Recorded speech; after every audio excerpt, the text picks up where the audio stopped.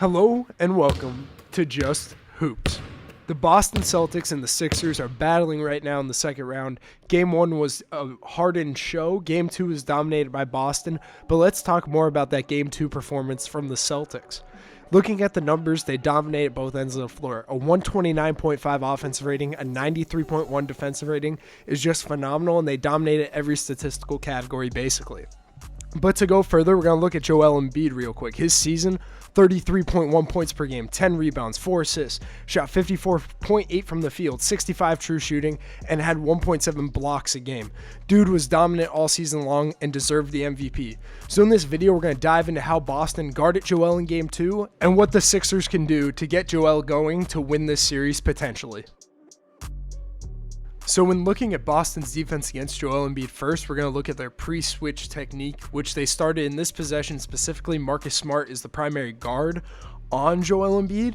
Al Horford is guarding PJ Tucker. PJ Tucker was kind of the guy that they were helping off of a lot. They were really sagging off of him. But in this possession, you can see Marcus Smart is guarding Joel. They get into a pistol action with PJ and Joel. In the ball screen, Derek White and Marcus Smart switch. Look at the physicality that the guards are playing with, always staying connected, bumping off of spots, making it difficult for the action to happen. And when Joel Embiid gets an opportunity to go to the post, they scram off Derek White and allow Al Horford to guard. This pre-switch technique allowed for size to be on him on the interior and also allowed for them to pressure and keep help in the areas that they need help in the half court. This next clip is also an example of the pre-switch technique. Marcus Smart is guarding Joel Embiid on the perimeter. You can see Al is on PJ Tucker again. Al is roaming the middle of the floor, ready to help. On the drive and action, they're staying connected, keeping Jaylen Brown on James Harden as that primary matchup. In the post-up, they didn't get a scram off Marcus Smart, so Al helps heavy. They load up the backside of the lane, and they end up forcing the turnover with high activity. For the most part, Al Horford was the primary matchup on Joel Embiid, though. In the non-pre-switch possessions, you can see here Joel catches it. Al tries to bait him into jumpers all game long. He did a really good job at sagging off, but he's also close enough to make a play on the ball, forcing a turnover here with his hand activity. But throughout the game, the way he was in the right spot to contest a shot and also prevent drives, closing out short here, forcing him into a three. Just little things like that added up to keeping Joel out of the paint, keeping him out of efficient looks, and making him as inefficient and ineffective as possible in the Celtics blowout win in Game 2. You can see in the pick and roll, though, they were dropping off of Embiid.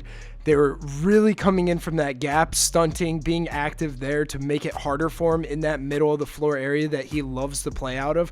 Marcus Smart, another stunt. Al dropped and closed out short, just forcing him into jumpers and making it as difficult as possible for him to get paint and play out of the lane.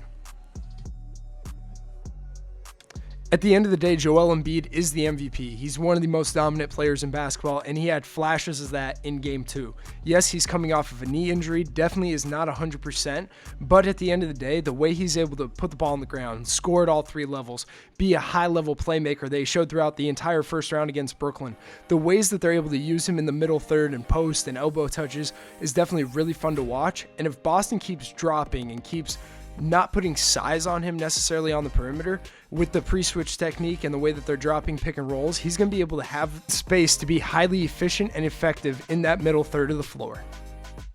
So moving forward in this series, if Boston continues to do these same things that they showed against Joel Embiid, I think that they have to abuse that middle third of the floor, get him touches where he has a size advantage or space advantage. And then secondly, I think PJ Tucker needs to be used more as a screener in action for Joel and for other people on the team due to him being a space liability with how they're helping off of him. So I hope you guys enjoyed this video, learned something about the Celtics-Sixers series. For more content like this, please like, subscribe, and share, and we'll catch you in the next one.